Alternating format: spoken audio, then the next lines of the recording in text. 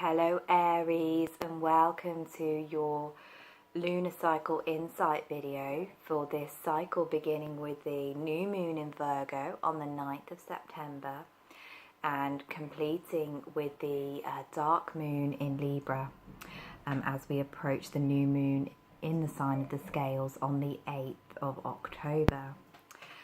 So this has been a very earth-focused lunation, and as we approach the Virgo New Moon, we can see that those energies are still in play. We have an earth trine forming between Mercury in Virgo, Saturn in Capricorn, and Uranus in Taurus. So at the beginning of this month, this energy of integration, of recalibration, after the intensity of the retrogrades and eclipse periods, is still in play. However, as the energy starts to shift, as we move towards the equinox and the full moon in the center of this lunar cycle, we can see that we are going to be diving into some deeper emotional waters. Our focus is going to be turning much more towards healing and rebalancing our lives and relationships, with a lot of Chiron energy in play as the month comes to a close, as the lunar cycle comes to a close. And also during this cycle we will have Venus going retrograde. She's already in her shadow period since the 2nd of September. So we're going to talk a little bit about that in this video as well, because it's one of the most important energies that we'll be working with over the coming months, from now really until November time. So we're going to begin this lunar cycle for you Aries with a new moon in your 6th house. So we've also got Mercury there, as I said, creating this beautiful grand earth trine. And the focus on this house at this time for you Aries is all about purification, realigning, redefining. So you might find that you are being called to make some changes to the more practical areas of your life at this time. Perhaps there are things that aren't working for you any longer that need to be let go of, that need to be shared so that you can be more productive, so that you can devote your time and energy to the things that are really in alignment with your soul's calling. So you can be focusing on the more mundane details of life at this time, Aries. You might be being called to a new diet or exercise regime. You might have to create a new schedule. There could be a big focus on your physical body and physical well-being at this time as well. And the energy of Virgo calls for devotion and calls for discipline. So there may be an element of you really having to commit to what you are wishing to bring forward and the changes that you're wishing to make at this time, Aries. So it's a very earthy start to the month, despite the new moon being in opposition to Neptune. So Neptune is currently in Pisces in your 12th house. And these two energies, they oppose each other. They're sister signs. And both of these areas of your birth chart are connected with service and sacrifice, Aries. Both of these energies are givers. They want to help, they want to heal, they want to be of service as we move through this phase of growth and evolution, as the planet changes and we go through transitions. We want to be there to advise, to support others. But occasionally this energy can get out of balance, and we can find that we are giving way more than we are receiving, or we are not holding our sovereign boundaries, and people are able to drain us or take from us more easily than we would like. So this new moon can remind us of the importance of discernment, of knowing how much we are willing to give and when we are willing to give it, knowing when to say yes and knowing when to say no. Neptune in the 12th house can also bring to the surface a lot of toxic patterns that may have been hidden in our subconscious. So these are things we may not be aware of, and the full moon will bring them to the surface for us to look at. So these can be old patterns, old karmic ties, and self-sabotaging and addictive behavior patterns. So if you've been working on getting healthy, on getting well, Aries, this moon could bring up again and bring up some old patterns that invite you to look at why you are addicted to the things that you're addicted to. And this doesn't have to necessarily be anything as intense as drug addiction, but even things like sugar, caffeine, overspending, procrastinating, spending too much time on social media. Again, the overgiving energy can surface here as well. So it's a really interesting time to dive into the way that we self-sabotage, the way that we allow ourselves to be drawn off our pathway of devotion and discipline, the ways in which we are leaking our energy. So it's a great opportunity for you around the time of this lunation to make some changes, to make some decisions and say, this is what I am willing to give, this is what I'm willing to accept, this is what I'm willing to tolerate, this is what I am no longer accepting. These are the cords that I'm cutting. These are the patterns that I am leaving in the past. So it's a time of cleansing, of detoxing on a mental, spiritual, emotional and psychic level as we head into the next phase of learning. And this is really initiated by Venus's movement into Scorpio. This is where the energy takes us a little bit deeper.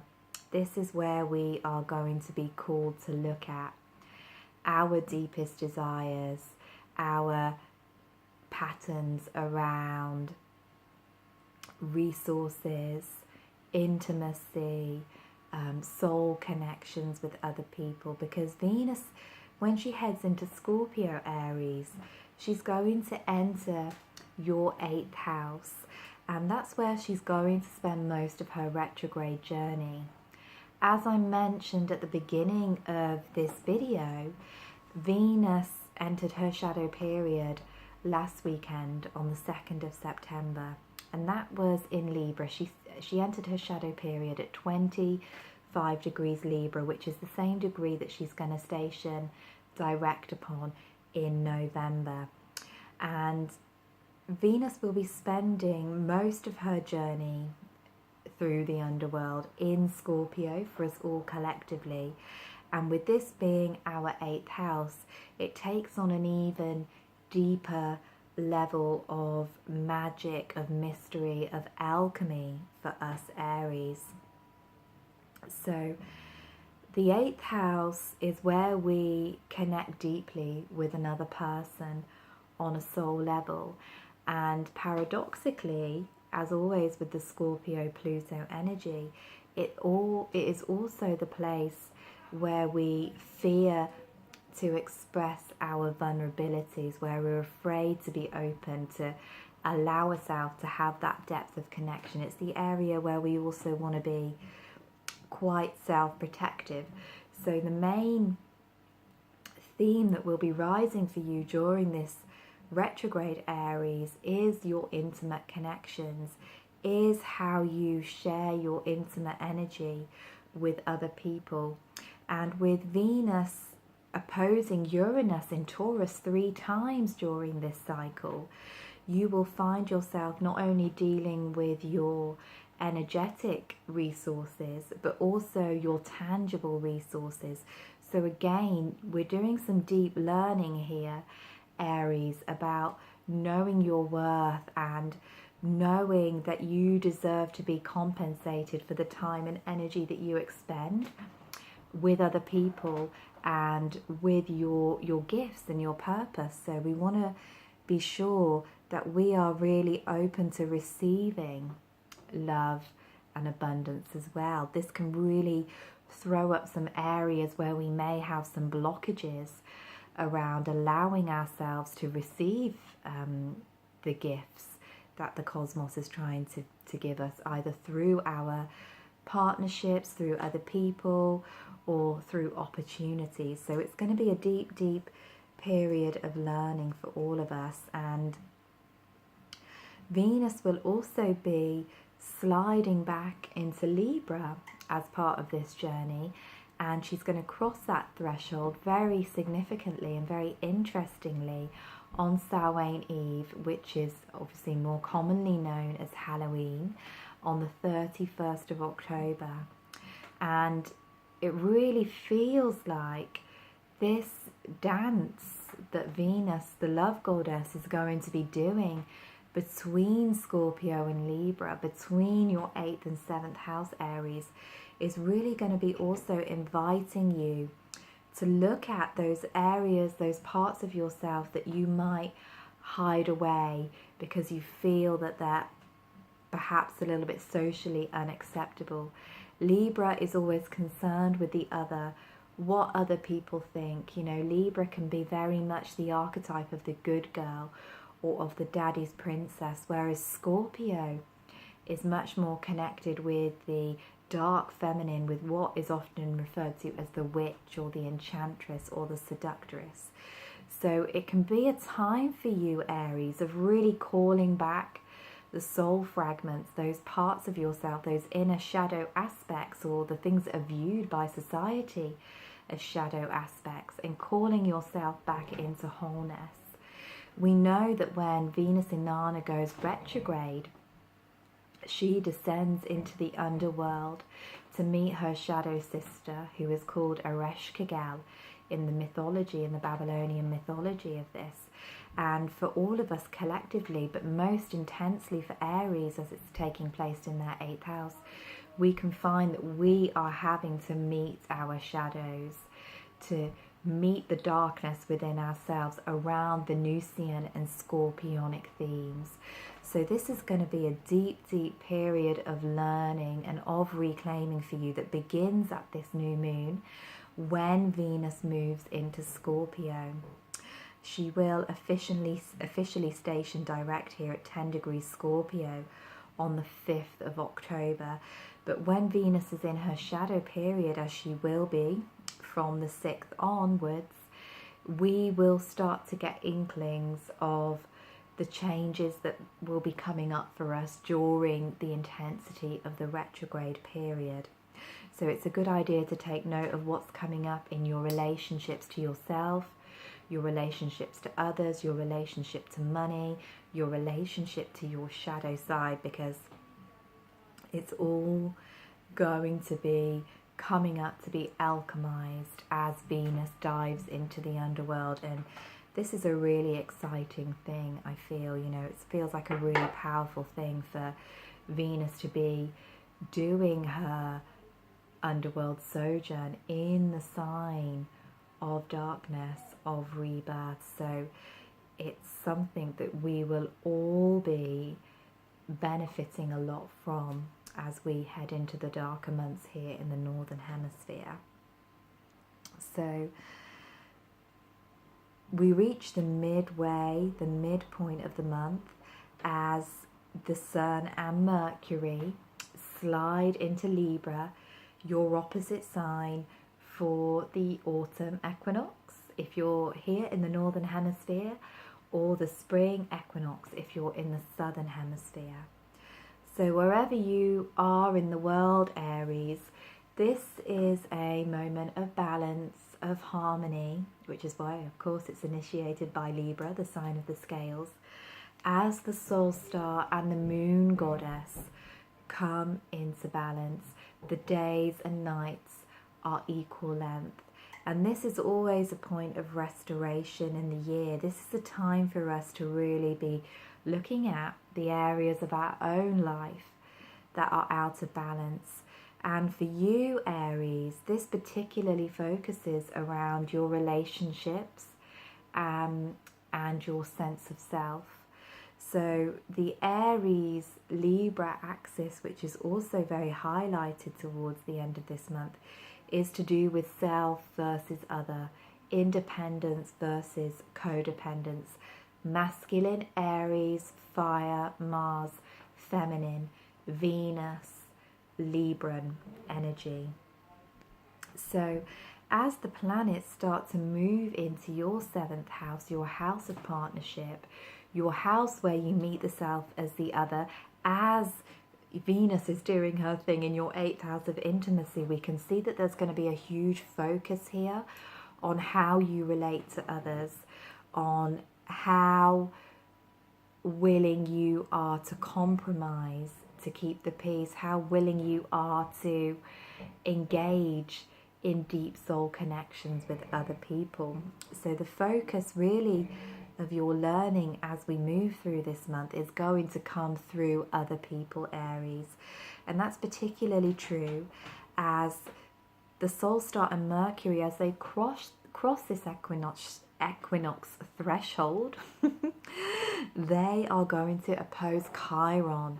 And Chiron has been in your sign since the 17th of April this year, Aries, and he's going to be very, very prominent at the full moon in Aries, which we'll talk about in a moment. So as these energies come up to oppose Chiron in your sign, it can really bring up some deep wounding around these issues, around this balance of self versus other. So you might find some old relationship stuff rising at this time, and with Venus about to go retrograde, it can be very much connected with the past. You know, maybe even some old partners may surface around this time to help us look at ourselves and the way that we wish to transform our relationships. So this is an energy that is ongoing from the equinox and up until the full moon in Aries in your sign on the 25th of September. And this is going to be a very, very powerful moon because it's in tight conjunction with Chiron and it's in square to Saturn in Capricorn. So this can really highlight how far we have come with our learning around Chiron in Aries themes since he entered our sign on the 17th of April. So Chiron in Aries is all about the wound of identity. It's who I am, who I wish to be, and who I want to become. It's also very much connected with how we use our personal power, how we assert ourselves, how we use our will. And it can be very much connected with our feelings around the divine masculine as well. So that is, of course, for men and women, the inner masculine, and for all of us, how we relate to the masculine in the outer world. So this moon can really bring up some emotions around this, and perhaps with the clarity of Lady Luna at her fullness, perhaps we'll really get some powerful insights and how we wish to heal that relationship to the masculine, to our inner sense of power. And with Saturn there as well, you know, squaring from Capricorn, which is often associated with patriarchy in these times, although of course in previous lifetimes, you know, in ages gone by, Capricorn was of course the sign of the wise elder, of the Caliac, of the ancient crone. So with Saturn in Capricorn challenging this full moon, we can see that there is going to be some perhaps harsh doses of reality in how we interact with others, how we use our power, how we use our will, how we use our motivation, which is really important for us Aries, because we are the Mars-ruled sign, you know, we are the sign of self. So perhaps for some of us, there will be some learning this month around how to soften, how to put the sword down, how to let go of some of the armor and allow others to help us, allow others to give to us, allow others to support us, as well as, you know, the lessons we learn at the beginning of the month around tightening our own boundaries. It's all about, for us this month, around finding that 0 point where we are in harmony with others, we're in harmony with ourselves, and we're in harmony with our surroundings. So big changes and learning coming up in these areas. And Venus will officially station retrograde at 10 degrees of Scorpio on the 5th of October. So this is where we will really start to feel the call to dive deep into our psychological underworld, to move through our fears of soul connection, to move through our fears of our own desire. You know, this can really be about discovering what we really want in a relationship as well. And it can also, you know, really help us to deal with and clear up the final dregs of the themes that Jupiter in Scorpio has been teaching us for the past 12 months. You know, he's been also moving through this 8th house, and in November he's going to shift into Sagittarius. So this Venus retrograde is almost like a little extra mop up. You know, how deep are you willing to go? How much more can you clear? How much more can you purify yourself to become a vessel of love, Aries? You know, where are these old patterns and triggers still playing out in your relationships? So it's going to be an alchemical time, and we might find that after the retrograde period is finished, as we come, you know, to November, December time, that our relationships are completely transformed. Perhaps there is some people and some connections that we will have to let go of, or some ways of using our resources that we will have to let go of in order to create the way for something new. So that brings us to the end of this cycle, Aries, and the next new moon is going to be in Libra, so we can see this theme kind of continuing, and in square to Pluto. So this will be your 7th house square to your 10th house. And of course, Pluto is the modern ruler of Scorpio, and Libra is one of the signs that Venus will be moving through during her retrograde period. So this new moon will really be echoing the sentiment of all that we've already discussed, and it can also be bringing up issues of, you know, career and purpose versus intimate relationships. But we will discuss that one a little bit more when we do the Libra new moon videos next month. So all in all, this month really for you at the beginning, Aries, is all about grounding your dreams and visions, taking the small day-to-day practical steps to heal your life, to heal your body, to deal with things in a practical way so that your big visions can manifest, particularly as just after the new moon as well, Mars is going to move back into Aquarius, your house of dreams and visions. So we can also again see that theme of harvesting the results for our hard work, but we have to make sure that we are taking the physical steps to bring these high, big dreams into reality.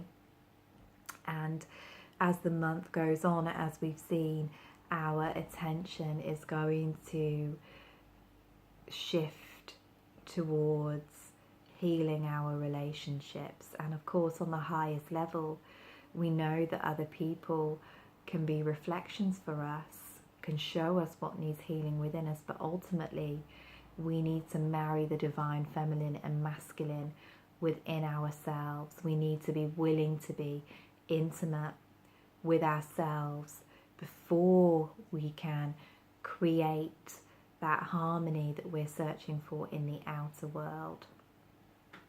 So I've also pulled a card for us, and very interestingly, I'm actually using the Goddess deck this month because we're talking so much about the Divine Feminine, and this is the Goddess Oracle by Amy Sophia, and the card I've picked is Hecate.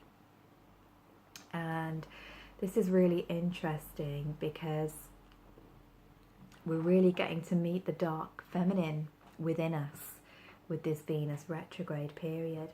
And of course, Hecate is the goddess that helps us navigate the underworld. She is the goddess who helped Persephone learn how to work with the underworld energies when she was taken into the darkness by Hades. So Hecate is coming up as a guide. You know, she's saying don't be afraid of the shadows, don't be afraid of the darkness, and this is going to be a very collective thing that will rise during this period as well, because we are very often fearful of the dark feminine within and without because of the years, thousands of years of patriarchal conditioning that we've had around, you know, the energy of the witch and the sexual energies of the divine feminine. So she's saying don't be afraid of that, don't be afraid to know that within you and to own it and to reclaim it, because it's a source of power.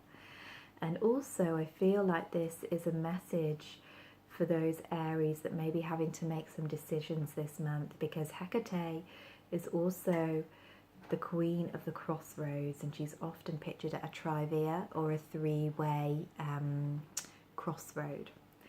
And Libra is an interesting energy for us, and we'll be working with it a lot this month, because Libra is a sign that is very indecisive, and Aries is a sign that is very impulsive and likes to rush forward and, you know, not necessarily think things through or weigh up the options in the same way that a Libran person would.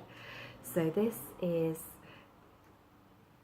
a message for those of you who are having to make decisions, who are having to make changes this month. And it's saying, you know, trust your intuition, trust the things that you see with your inner vision, because of course Scorpio is all about the psychic waters as well, and the intuition and the energy of the oracle.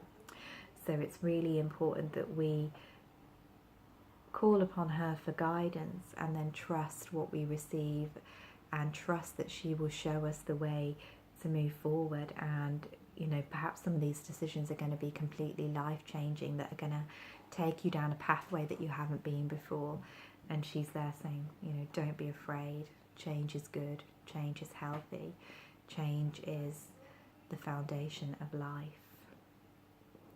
So I hope that you have enjoyed this reading, Aries, and that it's been helpful and beneficial for you. If you would like to connect with me further, there are some links below where you can visit my Facebook pages and groups. I'm sending you so much love and so many blessings for a powerful new moon cycle.